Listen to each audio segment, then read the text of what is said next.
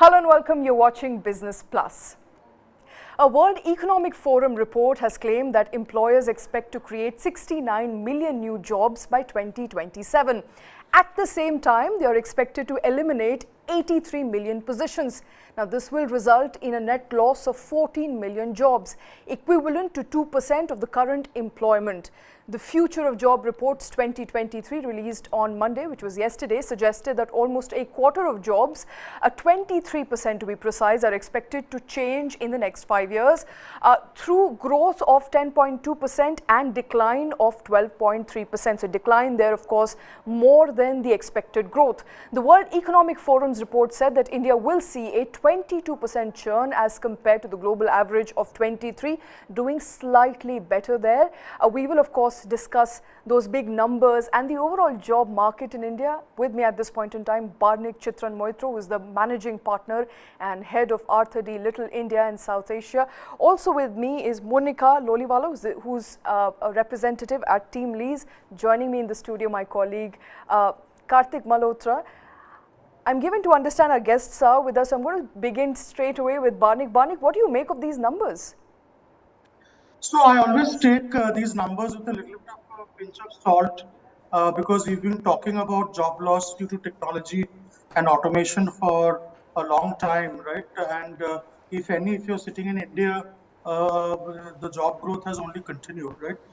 So I think the fears of technology reducing jobs in emerging markets like India, which are low-cost markets, is a little bit, I would say, alarmist and not in line with reality.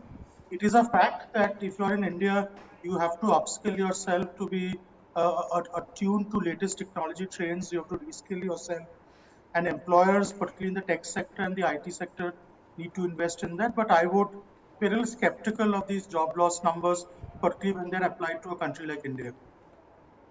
Okay. Munira Loliwala is also joining us from Team Lease at this point in time. And before we go to numbers there as far as, largely job losses in India is concerned or the employment as we see it looking forward in 2027, which is what the data pertains to, I want to talk about participation of women in labor workforce globally and in India. India particularly, because the numbers are not looking good. While Indian economy has grown at least 10 times since 1991 up until 2021 and now 2023, the participation of women in labor workforce seems to be declining and declining there by more than 10%. What does it really tell you about what is stopping women from either being a part of the labor force, or what are the factors that hinder, women's participation? So I think, Shweta, let's look at one more side of the number. While I see the participation ratio declining, you'll also see that in the last 3 to 4 years, the participation of women in STEM has increased. It has always been the highest when it comes to India, where women, workforce has participated in STEM graduation. The problem is in basically the STEM participation and then the STEM continuation of those roles. So by the time the women workforce reaches to the completion of their STEM degrees, they are opted either to kind of take family route, or they are opted to kind of take breakages in work, which has not been supported. So if you look at the traditional workforce environment of India, we largely are a manufacturing country, right? And that's exactly where you need more labor on the field, in the plant, which possibly have not been favorable conditions for women.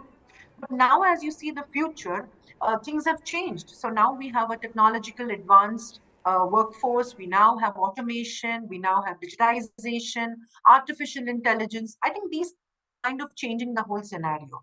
While you largely need to look at how you can have a balanced, gender balanced workforce culture, which most organizations today are looking at creating, most government institutions are looking at creating. So you now have these. Okay, we seem to have lost Munira there, but I want to come back to you, Barnik, at this point in time. Do you agree with Munira that even though there is an overall decline, there seems to be some upward movement as far as STEMs is concerned, but science and technology alone is not going to drive women's participation in the labor workforce? Yeah, so I think let's look at the picture in two ways, right? If you look at the workforce in India, I think it's formal and informal. And if you look at the formal workforce, particularly across services, manufacturing, you will see that women's participation numbers typically tend to be higher. I think in the informal workforce, I have a sense that women are far more undercounted than the numbers itself. There is a lot of informal work which women do, which are not counted. Often they don't get paid for it. So that's another bigger challenge. So I think the problem is endemic. It's endemic in areas like agriculture, light manufacturing, where women are not employed as high as other sectors. And even if they are employed, they may not be paid or may not be counted. While there is an uptick in sectors like healthcare, technology, startups, I don't think that's enough, right? It's quite shameful that in India, the women labor participation is between 20 to 30%, whereas for males, it's around 70% plus. I think we need to do more to actually get women into the, jobs which are getting created, ensure they get paid, and then they get counted in the job workforce. Okay. Now, you pointed to something very interesting. You said that most of the women are employed with labor force which does not really pay them, which is usually unpaid labor or care work. And this is where also we see a lot of gender disparity, where men are essentially in paid positions. Women are doing a large part of, household chores, they're doing care work for which they are not paid. What sort of intervention can we expect, economically or from government at this point in time to bridge this gap, the gap that exists between men and women as far as, parity in workforce is concerned? Because every survey after survey suggests that the country will not do well unless we get more women into workforce. Yeah, so I think let's look at all the stakeholders. Let's start with corporates and enterprises who are employing women. I think they all need to hold themselves to a far higher standard, ensure that if you look at non-executive workforces, at least 50 to 60% of women are given opportunity and are hired. I think it often helps to have informal, I won't call them quotas, but I'd call them affirmative action targets, right, where you are saying that X percent of the intake has to be minimum women. And I've always found that if organizations set themselves high goals like 50, 60%, they often get there. So that's one important, I think corporate India needs to step up and they themselves need to set very high aspirational targets to welcome women into the workforce. Secondly, if you look at even in corporate India, there's a huge loss of women manpower, particularly after maternity. So I think corporate should invest in creating return to work programs for women who were part of organizations and who then gave up to either raise a child for a few years and want to get back into the workforce. So return to workforce for early moms who have now gone through maternity, have gone through some years of childbearing, and are interested to come back to the workforce needs to be encouraged. I think if you look at the government, I think the government can play a role in probably creating some kind of equalization mechanisms. Again, I don't like the use of market distorting mechanisms like subsidies or tax rebates, but certainly encouragement on incentives, maybe a 2-3% additional tax incentive if you have more than 50% of women workforce. If you're looking at all the schemes, having a little bit of a woman prerequisite to qualify for various subsidy and various incentive schemes would certainly help, right? Again, we have to be careful that we don't throw out the baby with the bathwater, that the government is investing a lot of money to add production and manufacturing capacity, but they're tying it loosely over the medium term to some gender parity targets would certainly be the necessary nudge corporate India needs to ensure that they're focusing on women and gender parity. Hey, Bharnik, Karthik here. Nice to connect with you. Just wanted to get your views, Bharnik. I was listening to this very interesting podcast around impact investing. And, this is a new trend of investing, which is supposedly different from ESG investing, which is backward looking on the scores of organizations. It is somewhat different from a regular PE or VC investing. And the whole purpose of impact investing in startups and corporate India as a whole, or corporate world as a whole globally, is that you invest in companies where there is a defined target, a defined impact that needs to get accentuated or accelerated. So in the case of encouraging more women participation, do you see the role of this particular new age impact investing as playing a significant role in really bridging the gender gaps that you and Shweta were talking about, and also the parity between men and women doing the same labor? not just on the factory floor, but even in more white-collar jobs. This pay gap between equal work but unequal wages is also fairly significant. So how do you see the role of something like impact investing here? So, listen, impact investing has a role, right? I think the beauty of impact investing is that the dollars flow to real social impact projects. If you look at a lot of impact investing themes, reskilling and women empowerment are important themes. So, I think this is a good trend, and if India sees more impact investors, it's actually going to further a lot of social upliftment causes. But again, I come back, I don't think it's enough, right? We have to be careful as to what is necessary and what is sufficient. Impact investing plays an important role, but I think the entire corporate, MSME, government sectors need to be far more proactive and far more, I would say, aggressive on parameters. The National Council for Women, I think in 2014 or 15, when the Honorable Finance Minister was a member of the council, had come up with gender budgeting, right, which is a very unique way to look at how women can be empowered within organizations, right? So practices like this should flow right down from top corporates to smaller corporates where they are encouraged, right, to hire more women, bring them on board, and maybe a little bit of an incentive push, a small carrot and a small stick will help. Right? So again, short answer: impact investing helps, but the scale of it will not cover the full gap. Maybe it's a good catalyst, but more needs to happen to get gender parity in the workplace for women. Okay, I want to move beyond gender parity and talk about the overall job market in India. Not looking very good, slightly better than what we're looking in the West, but still the job losses are at an all-time high. We are, you know, every other day we're covering job losses in IT sector, we are covering job losses in the white-collar jobs particularly. At the same time, we're now talking about job losses which could be as much as 12.3% decline year on year in the next 5 years. And this is not just a global phenomenon, this is also India specific. As I said, slightly better here, but not looking very good.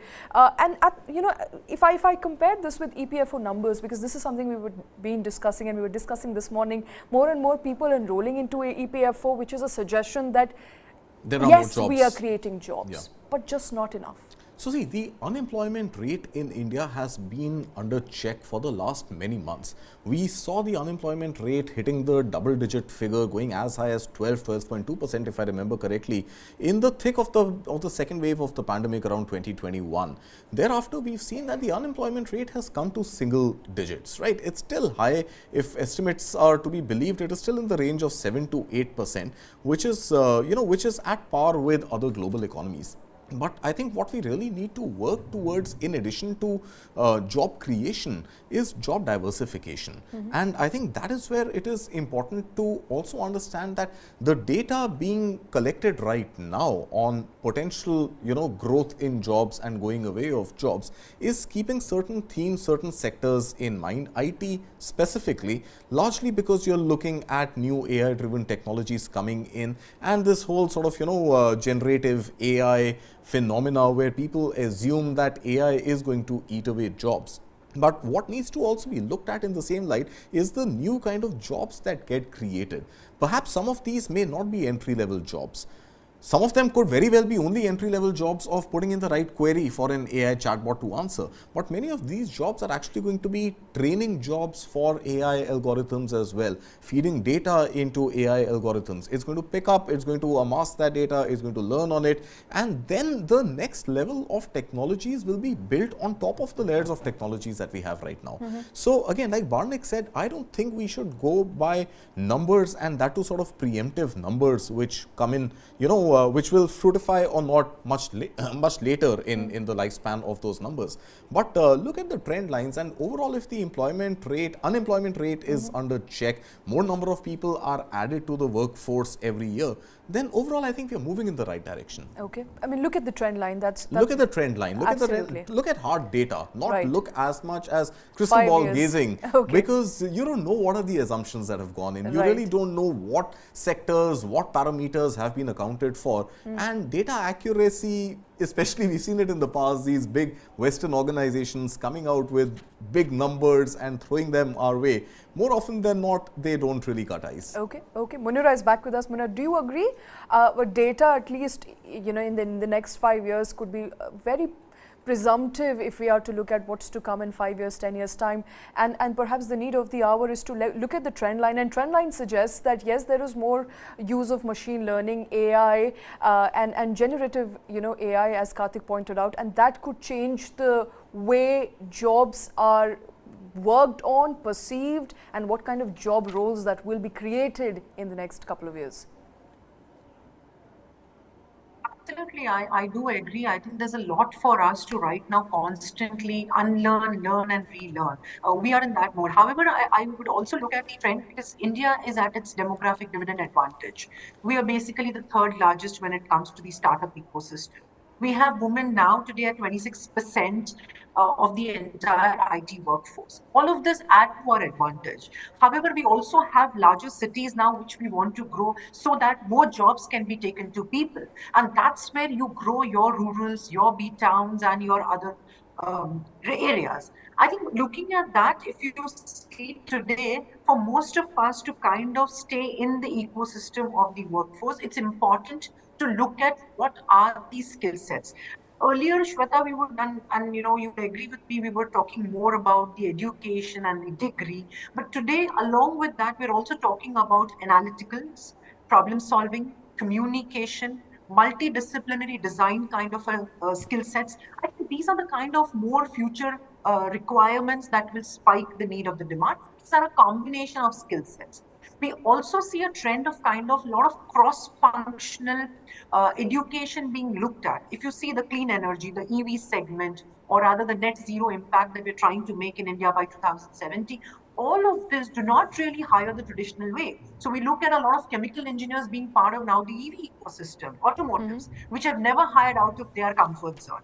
So I think these are the few dynamics and changing trends. And I think for the future applicants, or rather the future workforce, it's really important to take advantage of the new education policy, look at diversifying the way they can design or look at the curriculums, work with government and organizations to have better skill set certifications, not just degree certifications. Okay. Diversify Diversify skill sets. How do we do that, Barnik, in your assessment to increase your employability and looking at trends where most fastest declining job roles in fact are with people who are in daily manual labor, for example, bank tellers, cashiers, data entry operators, which requires more sort of number churning and in fact even in technology and digitization, when people are losing out jobs in these sectors, what kind of skills do we need to remain employable?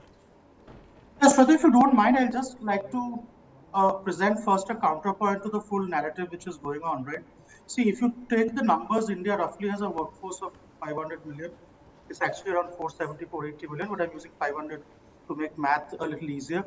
Only 15% of that workforce is organized, and probably less than 40% of that workforce is actually in the sectors we are talking about, right?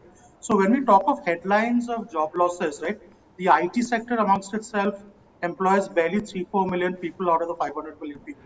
The tech sector maybe employs another million, right? So when we look at job losses, I think we have to take it in context of the big numbers. And India is going through a major transformation in agriculture, manufacturing, and infrastructure. And the reason why we are at 7.9% unemployment rate is those sectors are also creating a lot of jobs. Right? So I think for India to create more employment, I think we need to have employees who can work in these future sectors.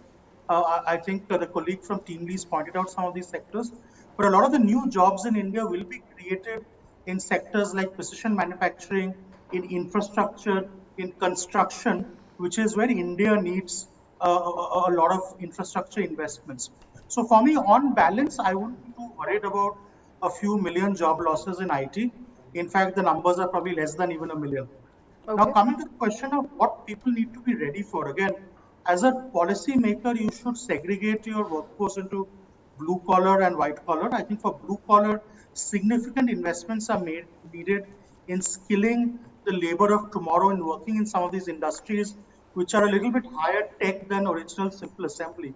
So if you look at the entire manufacturing space again, let's look at simple iPhones, right? It started with assembly, now it's gone to manufacturing, and then we have 2, 3 semiconductor fabs also coming up. This means that your ordinary labor force needs to get better trained.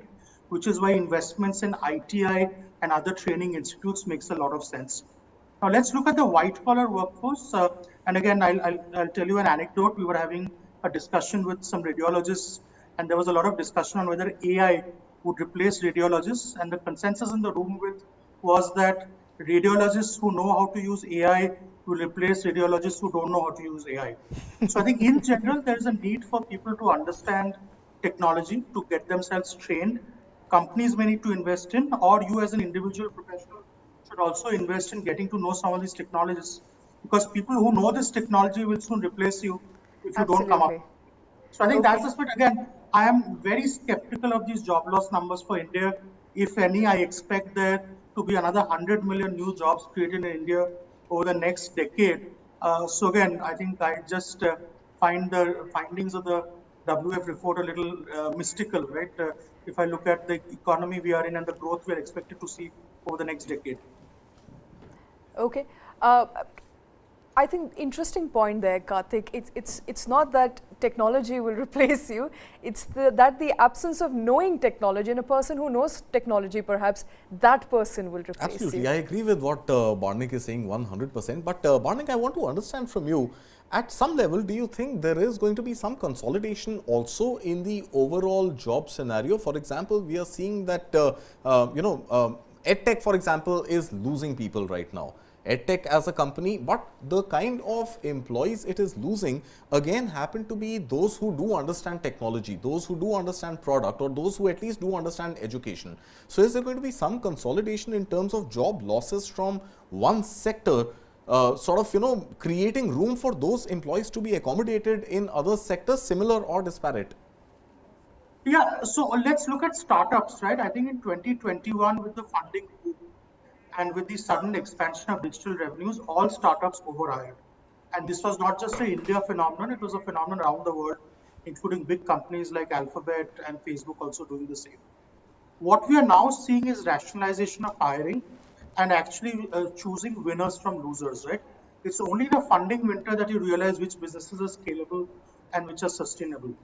Now, if you look at the job losses in the tech sector, there have been two kinds of job losses. One has been purely white collar, high tech, highly educated folks who have got fancy advanced degrees and have a good mooring in tech. For them, I think the job loss is not a big setback. They actually can easily go and either work in another startup or go back to industry, work for an IT company or even in a physical retail company, because those skills are very transferable, right? If you're at a startup, a tech startup who knows how to build a tech stack, you can easily go and join a product or tech team at a bank as well. So Correct. that's how fungible some of these skills are. But a lot of these startups also employ a lot of blue collar workers, right? Let's look at all the delivery folks, all the folks who are running all the feet on the street kind of campaigns, Where right? also there is consolidation happening. So you There have is companies which are consolidation coming up, happening. which And are those catering to multiple employees, clients. by the way, those employees are not that employable outside their immediate context, right? Correct. I think the crisis is more for the blue collar workers who are employed for startups, because they are finding it very difficult to re-employ themselves. A lot of them have made investments in vehicles. If you look at the entire strike which Blinkit faced in Gurgaon last week, right, where they decided to cut delivery fee, and Correct. suddenly a lot of the gig workers went on strike.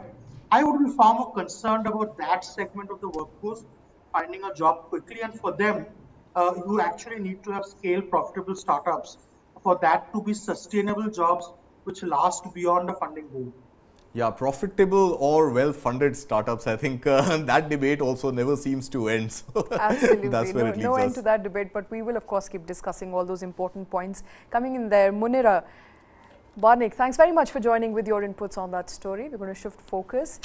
If you want to apply for a higher pension from the Employees Pension Scheme, EPS, the last date is 3rd of May 2023, which is tomorrow.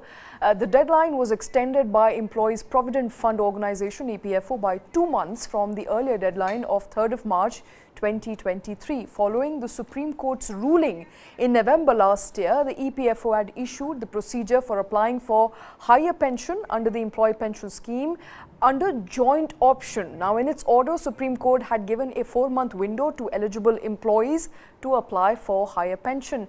Pressure is is now mounting on EPFO to extend the deadline for submitting joint option for higher pension beyond 3rd of May from several trade unions. However, there are still certain issues regarding which clarity has to be provided by EPFO. For example, EPFO is yet to issue any circular clarifying computation of pension. There is no clarity regarding how dues will be calculated, also no clarity on if an individual has opted for the new scheme, can they opt out if the additional dues are higher than expected? All those questions, of course, we're trying to find answers today. With me in the studio, my colleague Karthik, and Suyash continues to be here. I want to understand first, coming to you, Suyash, who is eligible for higher pension? So, Shweta, as per the February 2023 circular of the EPFO, employees who have been part of the EPF since or on or before September 1st, 2014, they can apply for higher pension who have been contributing more than the basic salary, I mean the more than the capping of 15,000, they have been contributing more than that. They are eligible, or those who missed out on the opportunity to opt for a higher pension scheme before September 1st, 2014. They are eligible. Okay. Karthik, huge debate, old pension, new pension, what to opt for, what not to opt for. So for the benefit of our viewers, we want some clarity. Right. So, old pension scheme, new pension scheme, completely different scenarios. Absolutely. Right. Let's not confuse ourselves. We are already quite confused. Let's not confuse ourselves with that. What is this EPS? Right. EPS is actually nothing but a part of your contribution to EPFO every month.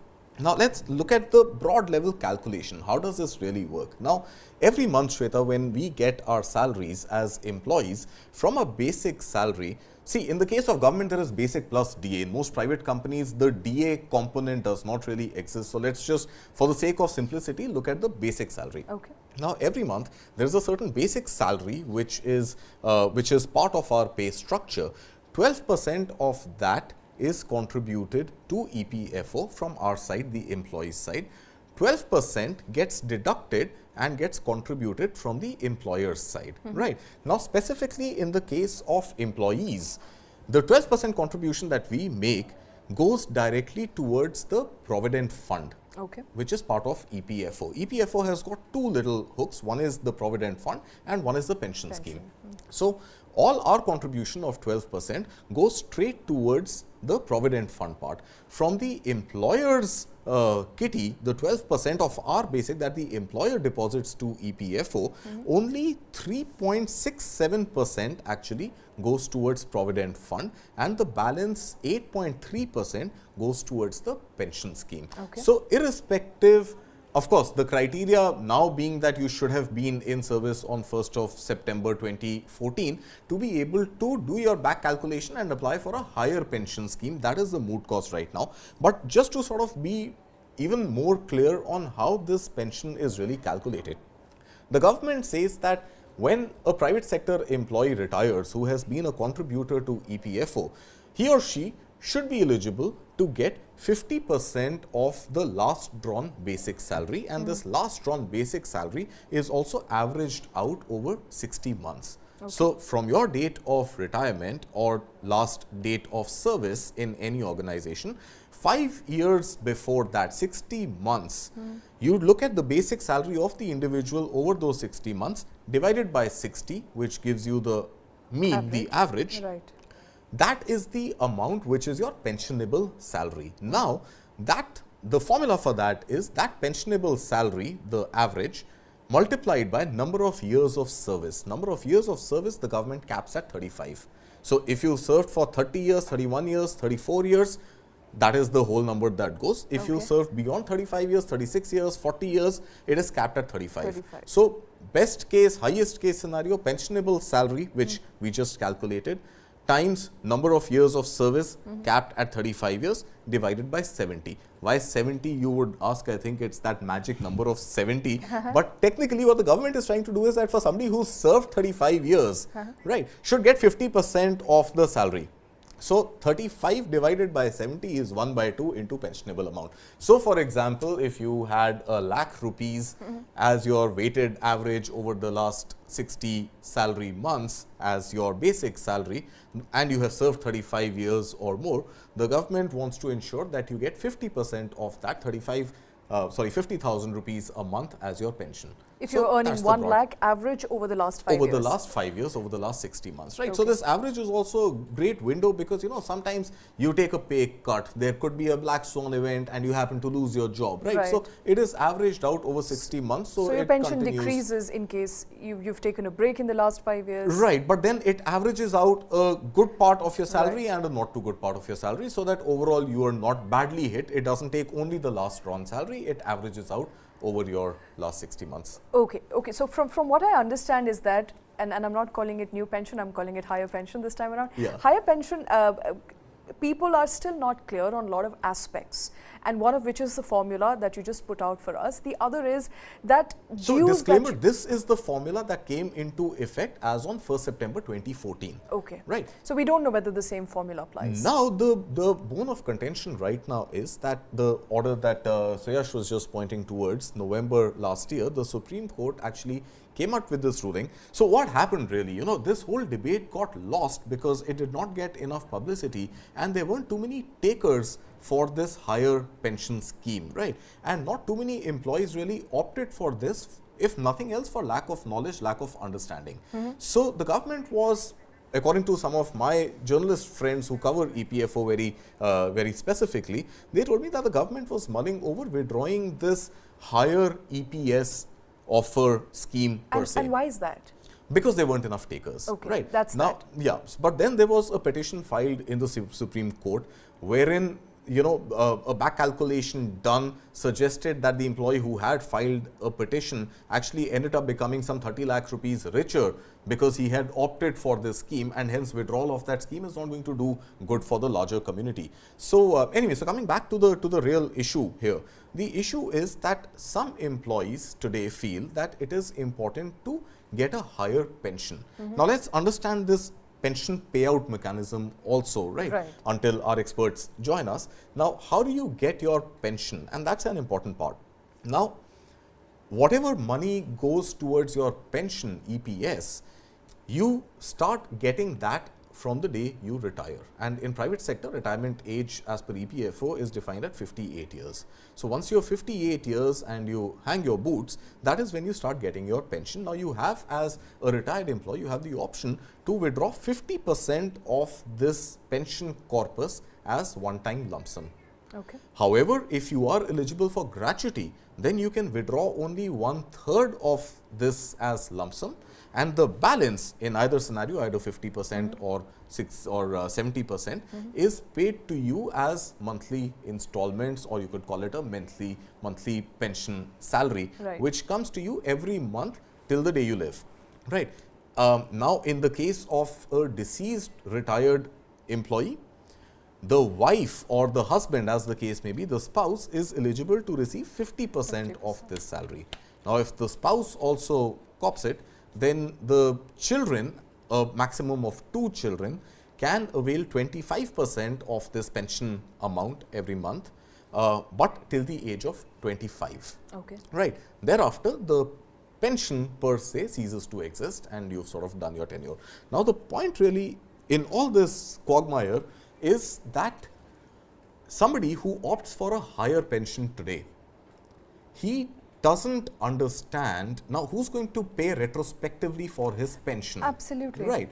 That retrospective amount that goes towards the pension corpus, not the provident fund corpus, from 2014 onwards. from 2014 onwards, is actually deducted from your provident fund corpus and transferred to your pension corpus, all housed within EPFO itself. Okay. Right.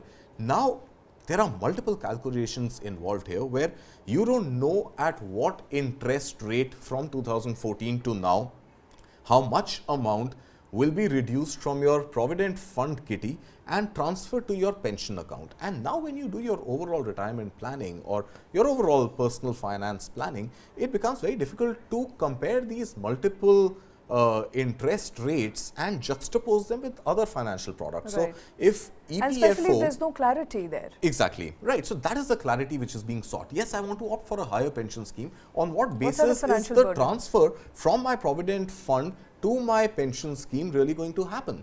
Right. So the whole confusion is, let's say my provident fund earns me a 7% interest rate. What was the interest rate which was, fetching me in 2014, in 2016, in 2019, in 2021, and today? Over time, it has given me different yield on my deposit. At what interest rate will the calculation be made to transfer that amount from my provident account to my pension account? Right. Now, this pension corpus will also be built over, I believe, the same interest rate as the PF, right? Now, that is not going to happen retrospectively, because that will kick in only once the transfer from provident fund to pension has been completed. Now, once that journey is through, how do I compare that with, let's say, other financial assets which could sort of yield me similar or better dividend if I stay invested in provident fund today than a pension fund 5 years, 10 years, 15 years, depending on my sort of retirement horizon from now. So the question really that needs a lot of answering from personal finance experts and chartered accountants and the wizards who sort of, crunch numbers on Excel sheets and do these analysis is who is the most eligible person to apply for a higher pension scheme. You have 3 years of service, 10 years of service, 20 years of service left. Who should apply for it? Right. And let's throw these questions. We have experts joining in, Suyash. Let's throw these questions to them. Shweta Kapoor, partner, Singhania and Companies, also joining us. Shantala Kumble, who's the Senior VP at Money Matters. Appreciate you taking time out. I want to come to you, Shweta, first. There's a lot of questions here, of course. One is, and I think it comes to my mind, is am I in the right age bracket to be applying for the higher pension? Does it make sense if I'm at the age of, let's say, 35, I want to do it today as opposed to doing it, 10 years later, which, by the way, the window closes for that. But if someone, let's say, sitting here next to me is 45 years old, does it make sense for them to apply? What sort of calculations come into effect while applying for a higher pension? Objection taken to 45. So see, essentially what has been happening is that because of the fact that most of the government policies and schemes are challengeable in a court of law, we see that there has been a lot of lag and delay between the scheme coming in and then it getting into action. So what we find is that by the time the scheme has actually become effective, the equity market, the debt market, and the way people make their investments and NPS and other ELSS, all of these schemes have already come in the market, people have already availed them, and they have become more popular as instruments. So now, because of that reason, the calculation has become tougher. Initially, what used to happen was that we would find that people would only invest in government bonds, PF and pension, and the other gratuity, etc., were a very big part of one's retirement planning and everything. But these days, that is not the case. Also, I believe that there are certain clarifications sought from the court which are still pending, I think, to be answered. A few of the companies and even the government is seeking some clarification, some kind of reviews are being planned to be filed before the Supreme Court to take certain clarities. So initially the planning was that EPFO will close the window on the 3rd of March, which could not happen because it was a very short time duration for everyone to even understand the implication of what they're applying for. But what I believe is most important is that everyone should understand that the deficit has to be paid out of the employee's pocket. So nothing now remains to be paid from the employer's pocket. The contribution that has already been made by the employee, which has gone into the EPFO, out of that certain percentage will go into the kitty of the pensioner. So now what we really need to understand is that you may be age 35 or you may be age 40. It is the volatility in the market that will encourage you to maybe have a higher pension at the time of your retirement, but not the fact that that you can keep your money in a safer place like a PF. So you get your interest rates in your PF even till the age of 58. So 57, the PF stops getting any interest, and you get all your money out if you want by age 58, etc. So if once you're already getting a high rate of interest over there, which is a secure place to keep your money, and you can get it all out for yourself at the end, would you really want to go in for something like a higher pension? Because at the time of your death, your nominee will start being paid the pension, but he will never get the principal back. There are all of these moot questions, which we all need to understand, and we all need to debate and get answers to all the employees, that they need to put all the pros and cons together. It is never easy to calculate exact rates of interest, as the expert before me clearly said. Also, like I said, this is more like a traditional instrument in which people may want to contribute, may not want to contribute, because they do know that they will be getting their PF at least at the end of their employment journey. So yeah, that's where I come from. Okay. So will the formula stay the same? The formula that is on your screen right now, in fact it just went, the formula for calculation of pension still remains the same in the absence of any new formula disclosed by the government. Will the formula be the same, that your pensionable salary, which is actually the average of your last 60 drawn salaries, times number of years of service divided by 70, is that formula going to stay until there is a new formula that that sort of gets notified? Yes, so we were expecting that maybe after the judgment comes and there is some clarity going forward, there may be a formula still, but not at the moment so far as EPS 95 is concerned. There's nothing coming on from the government at the moment. Also, I think we want to keep everybody at par and parity and not create too much discrepancy right now that they want to put it actually into motion. All right.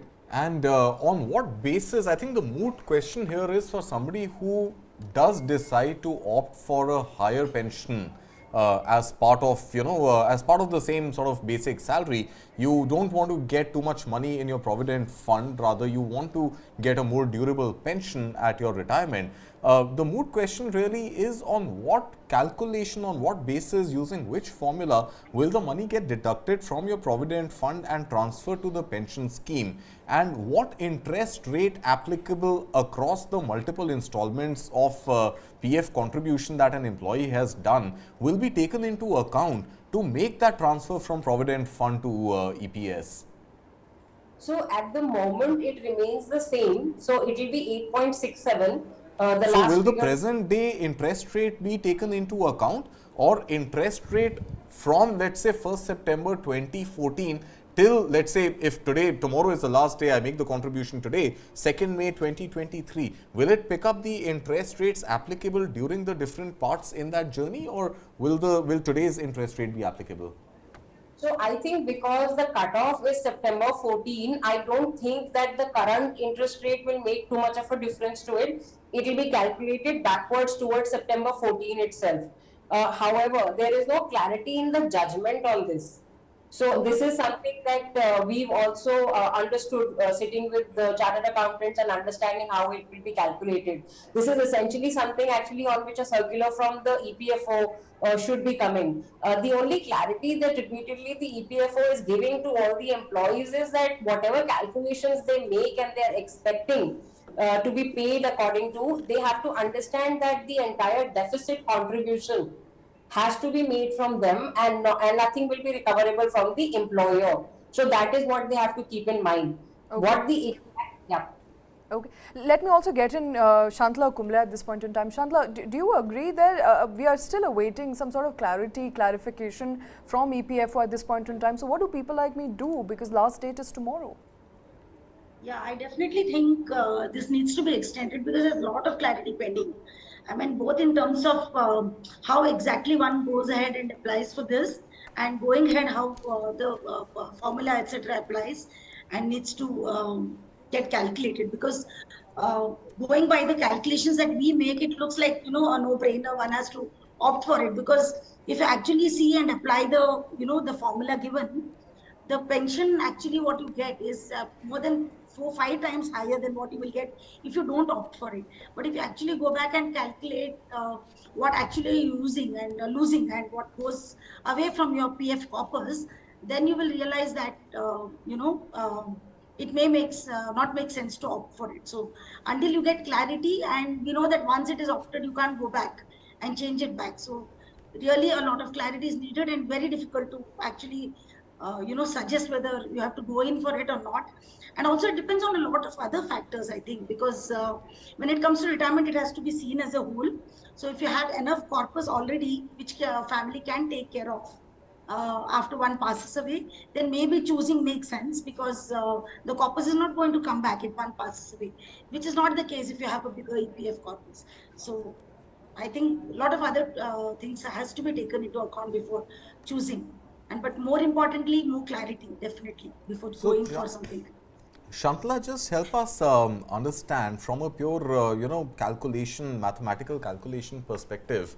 Uh, Now, it becomes, they are saying that you could opt for a higher EPS, but this higher EPS will also have to be within the bracket of the 12% of your basic income as a contribution.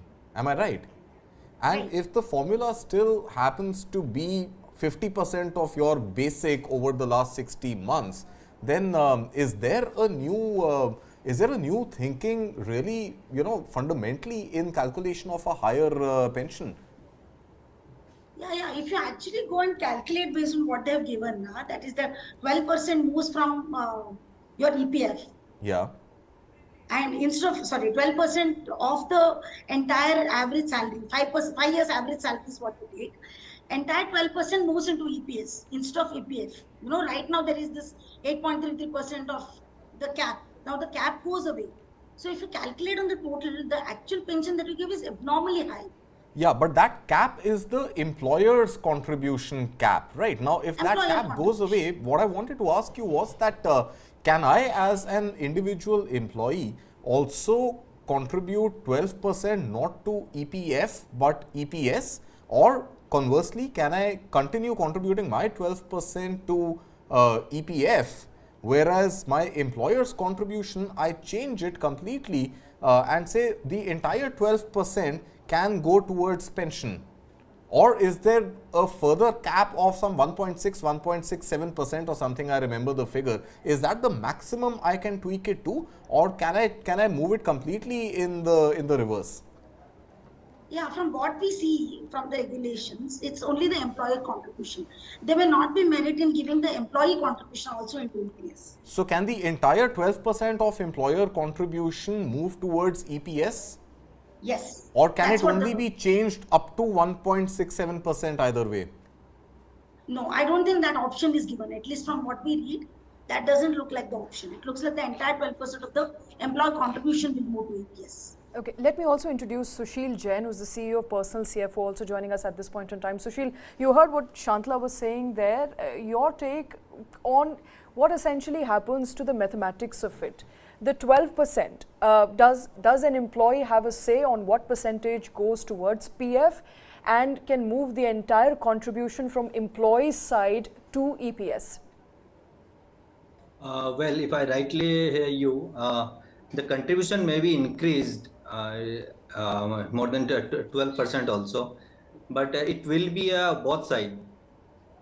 So the government side is from employer side is that limit is there, but for the individuals they can increase based on their basics and all. Their own So it may contribution be or the increased. contribution that their employers make, Sushil? Yeah, pardon? Their own contributions or the contributions that the employers make? Their own contribution they can increase. Okay, so we are getting 2 points of view here, right? Okay. Shantala is suggesting it's only the employer, whereas Sushil is suggesting it It's is also the the employee employee. as well. So I think Okay. a lot of clarity And I'm awaited reading definitely. something different completely. What are you reading? So, from what I am seeing on other news websites also, it's 8.33% of the employer's contribution. So That's now right. earlier in the old pension scheme, it used to be capped at, the pensionable salary was capped at 15,000 rupees. 15,000. Now let's say you make 1 lakh rupee, your basic plus DA is 1 lakh rupee. Now regardless of the 8.33%, my EPS contribution would be capped to 1250 rupees. Now add 1 lakh, if I opt for a new pension scheme, my contribution will be around 8,333 rupees. Now this is the excess contribution of about 7,083 rupees. Now I don't understand. See, you just mentioned that if there is a deficit in that 1,1250 to 7,083, the deficit, if the EPFO can't accommodate that, will I have to pay that? And what about the interest? Sushil? Sushil? there need to be some clarity on this. I got several calls regarding this from my different clients and from others. Then yes, there need to be some clarity from the government side, whether they are ready to these things. The deficit will bear. So So it do is I end up paying the deficit? I think what yeah, Sushil pardon? is saying that he does not know just as yet. There needs to be more clarity. Let's get Shweta into this conversation. Shweta, you've been following up with what we're discussing here. Your take. Okay, we don't have Shweta just as yet, but it's. So I think that 15,000 cap was until 2014. 2014. In 2014, it Yes. got revised to technically 50% of your basic without keeping the cap at 15%. So what my reading suggests is that because earlier, I think when the scheme was introduced in 1995-96, It was it about started with 5,000. 5,000 Yeah, rupees. 65. It stepped up to 6,500, stepped up and reached this window of 15,000. In But 2014. In 2014. In 2014. Yeah, but then on 1st September 2014, it got changed to, so the cap was removed on the basic salary, and the formula got introduced that it is your last 60 months of basic salary weighted out, averaged out into number of years of service divided by 70, and the figure of 70, so that a maximum limit of 35 years divided by 70 gives you 50% of your last drawn basic without the cap at 15,000. And this is for EPS contribution. And this is for EPS contribution. Okay. And this is specifically for private sector Right. employees. The fact that our experts are divided warrants a further larger discussion and perhaps more time from government side to actually come out with what answers to these questions. And accountability. Perhaps. I mean, this is hard-earned money of Absolutely. employees, Thousands which of is people. which is parked with the government, which is helping the government build capex, invest in various schemes. So obviously, there needs to be clarity, and these deadlines just to tick a box to complete, the diktat of the Supreme Court should not be permitted and should not be accepted. So I think the Labour Ministry has to definitely take cognizance Shweta is of this. back with us. Right, Shweta. So who should take accountability for this lack of clarity? Should it be the Labour Ministry? Should it be EPFO officials? Because if the decision has to be made to push the deadline beyond 3rd May, which is tomorrow, and we are talking about people's hard-earned money here, then somebody has to take that call. Who takes that call?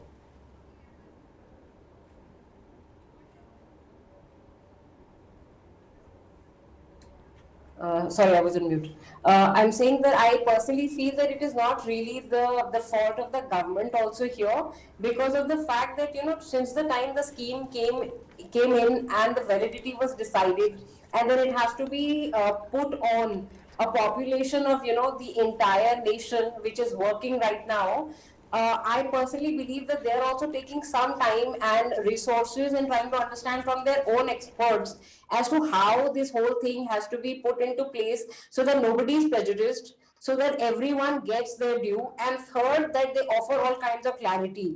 If you see the EPFO website from time to time, which I happen to have been checking for quite some time now, for a number of my clients, I've been seeing that they are trying to put out as much clarity as they can. So the public sector companies have also, advised their employees to keep looking for the formula, or to keep looking for the forms, or the undertakings which the EPFO has been wanting to tell the entire population of people, even in small towns, that these are applicable to you. Sign them, please deposit them. And how to deposit them. Hard copies have to be deposited in the RBFO, or email copies can be submitted. There are several issues, and there is a technology issue in some of the smaller parts of India. So I don't think that it is very easy for the government. Also, it's a humongous exercise for them as well. So let's take it like, it's more like it take some time for them also to bring in complete clarity, because November 4th was the judgment, let's say. Right. We're sitting in May right now, just the beginning of May. Maybe they will take some time to put everything together. Because even if you know what you have to do, if there is no RPFO office where you have to go submit the form, whether hard copy or soft copy, etc., there is no point doing it.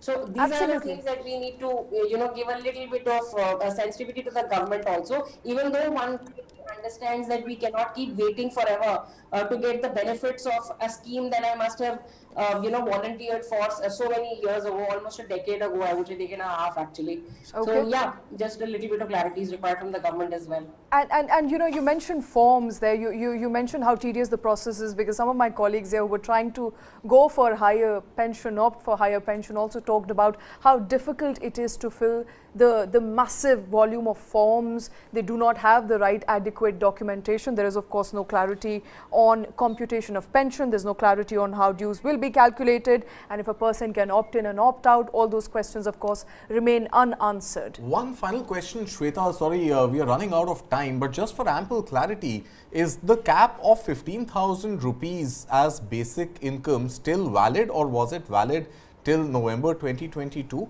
and now has that cap been done away with? So am I looking, again, if I can pull up that formula, am I looking at my actual drawn basic salary, or I'm looking at basic salary up to a cap of 15,000 rupees? Could you just give us that one final clarity? So it is up to 15,000 rupees. That cap of 15,000 holds good even today, even if my last drawn 60 months averaged out basic salary is, let's say, 50,000 rupees, I still have my pension capped at the formula value of the pensionable salary capped at 15,000? Yes. And this is for the old scheme. The new scheme removes that cap. Yeah, so the new pension, the higher pension scheme removes that cap. Is that right? Correct. So, moving forward, we see that the government is trying to, so there is a basic wage, a formula which every state has. So there is a certain amount of wage that you're supposed to give to every person who's working with you on a month. So I think these kinds of formulae are all devised from there. So your basic wage is, for example, today it is 15,000-16,000 in Delhi. For example, in Punjab it is again 15,000-17,000 or something. So I think they're just trying to average out that amount over there. So Shweta, what if I'm making 1 lakh rupees?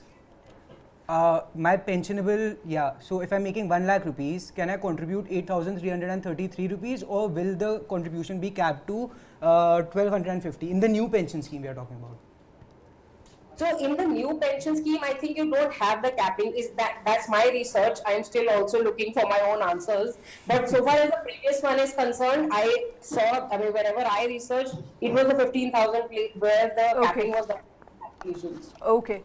Okay, wonderful. Shweta, Sushil, Shantla, appreciate you all joining us with your inputs on that story. Remember, we're awaiting more clarity from the government. Last date for new, or rather higher pension EPS is tomorrow. We don't know whether the government is going to extend it or not. There is pressure mounting on the government to extend it. We'll have to wait and find out up until tomorrow. Thanks very much for watching. Keep watching News 9+.